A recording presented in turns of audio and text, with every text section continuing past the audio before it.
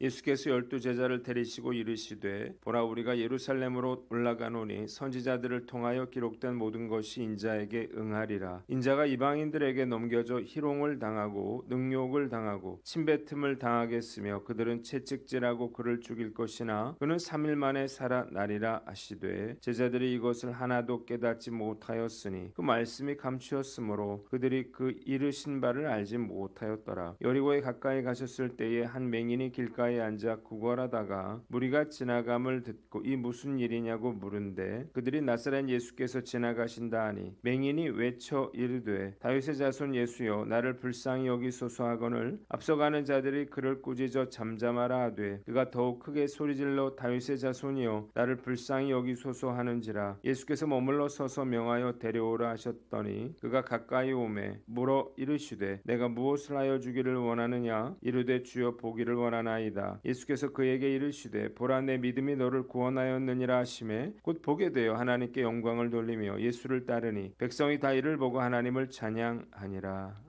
아멘. 오늘은 누가복음 18장 말씀을 가지고 누가 참 제자인가 라고 하는 제목으로 묵상 나눔하도록 하겠습니다. 먼저 31절로 34절, 첫째로 예수께서 죽음과 부활을 세 번째로 예고하셨다는 것입니다. 예수님께서는 이미 두 차례에 걸쳐서 자신의 십자가 고난과 죽음을 예고하신 바가 있는데 이제 예루살렘을 향해 올라가시면서 다시 12제자들을 불러 놓으시고 앞으로 자신에게 닥칠 일들에 대해서 말씀하고 계십니다. 인자에 관해서 예언자들이 기록한 것처럼 유대 종교 지도자들이 자신에게 사형을 선고하고 이방인들의 손에 넘겨줄 것이며 조롱과 침뱉음과 채찍질을 당하고 죽임을 당한 후에 사흘 만에 다시 살아나게 될 것이라는 것입니다. 이는 예수님의 십자가 사건을 제자들에게 미리 알려주심으로 제자들이 당황하지 않고 이를 잘 극복하며 대처하도록 하기 위함이었습니다. 그런데 놀랍게도 제자들은 이 말씀을 전혀 깨닫지 못했습니다. 이 말씀이 감추어져 있었기 때문이에요. 예수님이 여러 번 자신의 죽음에 대해서 이 본문에서처럼 명확하게 말씀하여 주셨음에도 불구하고 제자들은 너무나 신기하게도 이 말씀에 대해 전혀 깨닫지 못했습니다. 이유가 무엇일까요? 첫째로 예수님의 죽음은 제자들이 전혀 생각하고 싶지 않은 사건이었기 때문입니다. 예수님이 십자가를 지고 돌아가신다면 자신들은 과연 어떻게 될까요? 이것은 전혀 상상하고 싶지 않은 일이었습니다. 게다가 제자들은 예수님께서 예루살렘에 입성하시고 나면 왕이 될 거라고 생각해서 서로가 누가 높은 지위를 차지할 것인가를 놓고 다투고 있었습니다. 둘째로 그들은 자신들이 원하는 대로 들었다는 것입니다. 사람들은 자기가 원하는 대로 듣는 경우가 많이 있습니다. 예수님이 워낙 비유를 많이 하셨죠. 그래서 제자들은 이 말씀을 전혀 다르게 받아들인 것입니다. 세 번째로 이 말씀이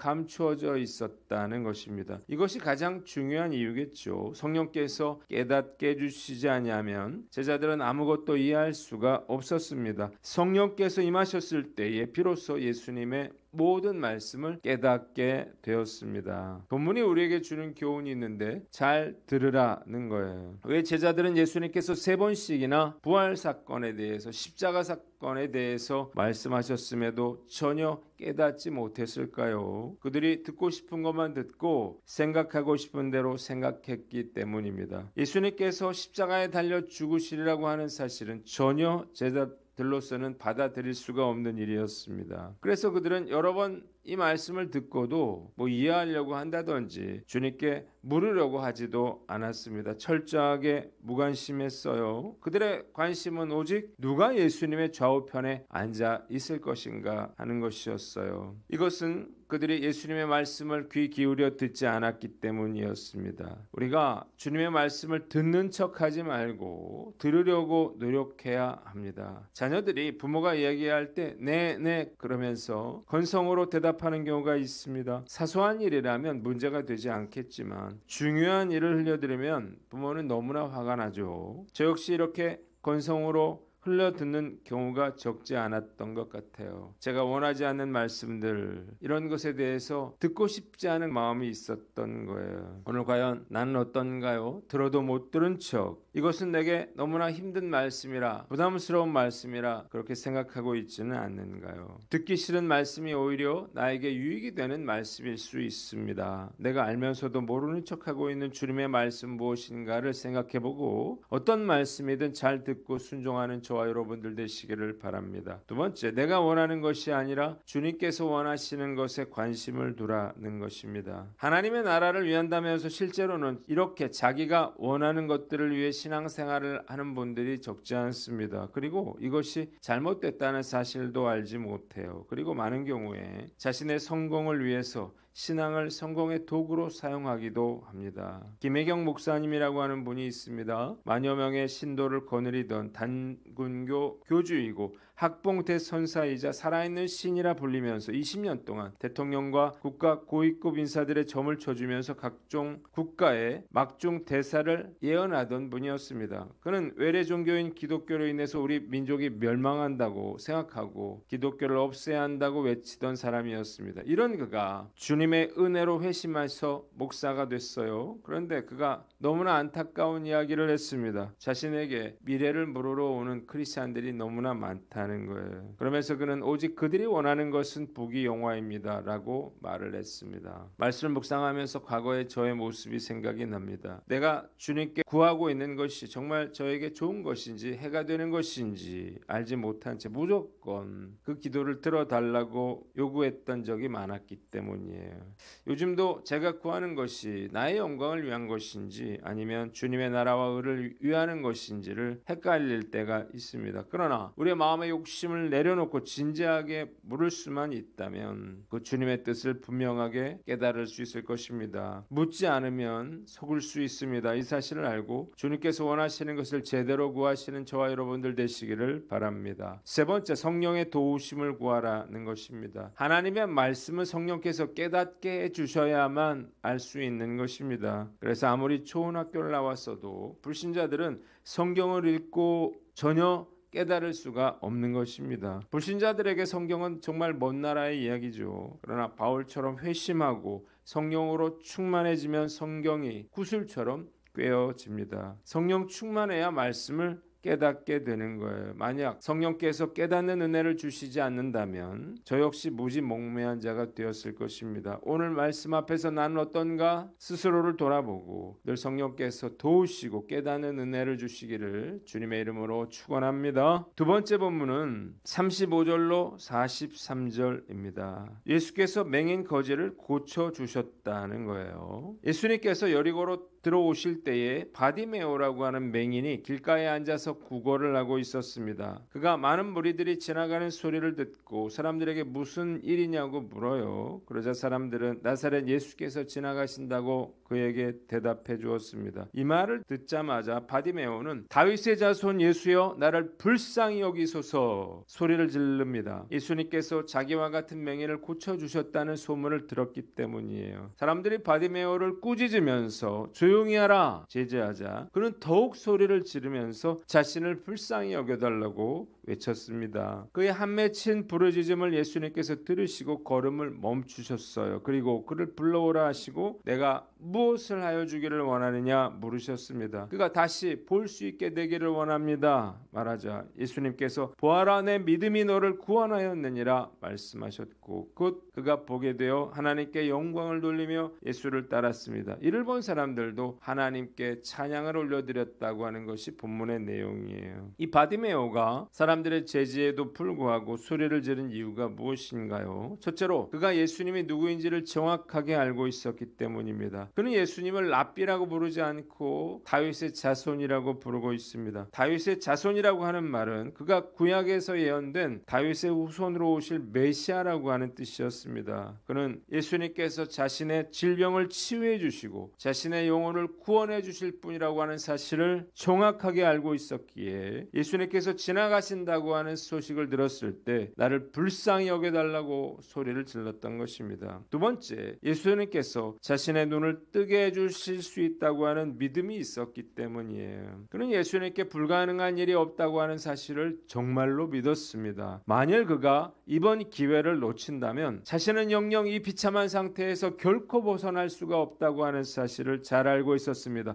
그래서 그가 간절하게 예수님께 소리를 지르고 있는 것입니다. 이 믿음이 그에게 있었습니다. 본문이 우리에게 주는 교훈이 있는데, 첫째로 예수님에 대해서 정확하게 알라는 것입니다. 바디메오는 맹인 거지였지만 예수님이 누구인지를 정확하게 알고 있었습니다. 그런데 바디메오와 달리 생각보다 많은 성도들이 예수님이 어떤 분인지를 알지 못하고 있습니다. 정말 예수님이 하나님의 아들이시고 나를 구원하실 메시아라고 하는 사실을 알고 있다면 어떤 문제를 만나더라도 낙심하지 말아야 할 것이기 때문입니다. 바디메오는 예수님이 메시아라고 하는 것, 자신의 눈을 고쳐주실 분이라고 하는 사실을 잘 알고 있었습니다. 결국 그의 믿음대로 눈을 뜨는 기적을 경험하게 되는 것입니다. 왜 우리에게 기적이 일어나지 않습니까? 우리가 예수님을 믿는다고 말은 하지만 실제 내 삶에서 예수님께서 내 문제를 해결해 주실 분이라고 믿지 못하고 있기 때문입니다. 예수님의 기적을 경험한 사람들은 대부분 확실한 믿음을 가진 사람들이었습니다. 나병 환자는 믿음으로 병이 낫기도 전에 대제사장에게 갔고, 중풍병자의 친구들은 믿음을 가지고 중풍병자를 지붕에서 달아 내렸습니다. 믿는 척하는 사람에게는 기적이 일어날 수가 없죠. 믿음으로 행동할 수가 없기 때문입니다. 진짜 기적을 원한다면 예수님이 어떤 분이신지를 정확하게 알고 믿음을 가져야 하는 것입니다. 그러나 어려움이 생길 때마다 저도 이 믿음을 잃어버리고 있습니다. 낙심하고 불평하고 원망합니다. 아직도 예수님이 어떤 분인지를 머리가 아니라 가슴으로 알고 있지 못한 것입니다. 저희 믿음 없음을 회개하면서 예수님이 정말 나의 문제를 해결해 주실 분이라고 하는 것, 예수님이 나의 죄와 죽음에서 나의 영혼을 구원해 주실 분이라고 하는 사실을 철저하게 믿는 믿음의 사람이 될 것을 다짐해 봅니다. 두 번째, 쉽게 포기하지 말라는 것입니다. 바디메오가 소리를 지르자 많은 사람들이 조용히 하라고 그를 꾸짖었어요. 그러나 그는 포기하지 않고 계속해서 소리를 질렀습니다. 무엇을 할 수 있습니까? 우리가 믿음의 행동을 할 때 이것을 막아서고 주저앉히려고 하는 사람들이 있다고 하는 것입니다. 만일 바디메오가 사람들의 말대로 그냥 입을 막고 있었더라면 어떻게 되었을까요? 예수님의 일행은 그냥 지나가 버리고 말았을 것입니다. 사람들이 기적을 경험하지 못하는 이유가 바로 여기에 있습니다. 믿음으로 행동했을 때 일어나는 방해를 이겨내지 못하고 주저앉아 버리는 것입니다. 초신자가 교회에 다니기 시작하면 남편이 시부모가 교회 가지 못하게 만듭니다. 아이가 아프거나 다칠 수도 있습니다. 믿음으로 봉사나 헌신을 작정하면 반드시 막아서는 사람들이 있습니다. 상식적으로 다시 한번 생각해 보라는 거예요. 이때 주저앉는다면 아무것도 일어나지 않습니다. 방해가 있더라도 절대 포기하지 말아야 합니다. 오히려 방해가 일어나면 진짜 기적이 일어나겠구나 라고 생각하셔야 합니다. 믿음으로 행동했지만 중간에 포기하면 아무 일도 일어나지 않습니다. 힘들고 어려운 일이 생기더라도 바디메오처럼 더 크게 부르짖어야 하는 것입니다. 저의 장점 중에 하나는 쉽게 포기하지 않는다는 건데요. 저는 가능성이 거의 없고 불가능해 보이는 사역이라도 끝까지 포기하지 않고 부르짖으면 반드시 주님께서 들으시고 응답해 주실 것을 믿습니다. 오늘 난 어떤가 스스로를 돌아보고 오뚜기처럼 다시 일어나 도전하는 저와 여러분들 되시기를 바랍니다. 마지막으로 정말 원하는 것을 구하라는 것입니다. 예수님께서 바디메오에게 내가 너에게 무엇을 하여 주기를 바라느냐 물으셨을 때 바디메오는 조금도 주저하지 않고 보기를 원한다고 말했습니다. 바디메오의 요구는 정말 놀라운 것이었어요. 지금도 맹인이 눈을 뜨는 것은 불가능한 일이기 때문입니다. 그러니 예수님께 쉬운 것, 다른 것을 요구할 수도 있었습니다. 그러나 그는 정말로 솔직하게 자기가 원하는 것을 구하고 있습니다. 많은 성도들이 기도하러 나와서도 무엇을 기도해야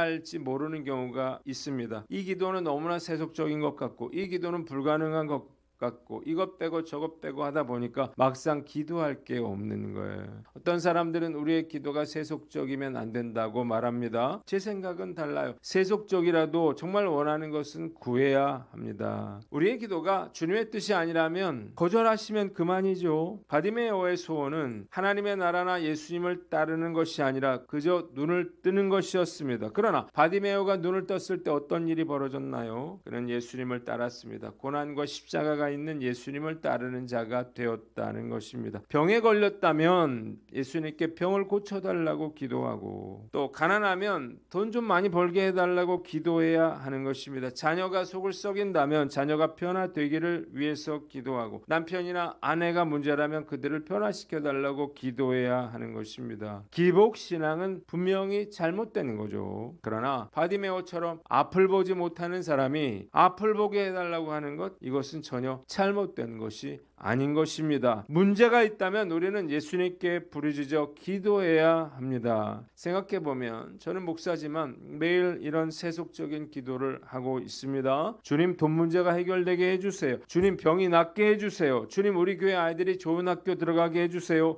주님, 우리 교회가 부흥하게 해주세요. 가끔 우리 성도들이 저는 안 될 것 같아요, 운명인가 봐요, 이렇게 말하면 피가 끓는 것 같은 분노를 느낍니다. 스스로 안 된다고 생각하는 사람은 그 누구도 도와줄 수가 없는 거예요. 예수님께 진정 내가 원하는 것을 구함으로 기도가 응답되고 인생이 뒤바뀌는 놀라운 축복의 삶을 사는 저와 여러분들 되시기를 주님의 이름으로 축원합니다. 기도하겠습니다. 하나님 아버지, 성령께서 깨닫게 하여 주시고 예수님께 부르짖음으로 기적을 경험케 하여 주시옵소서.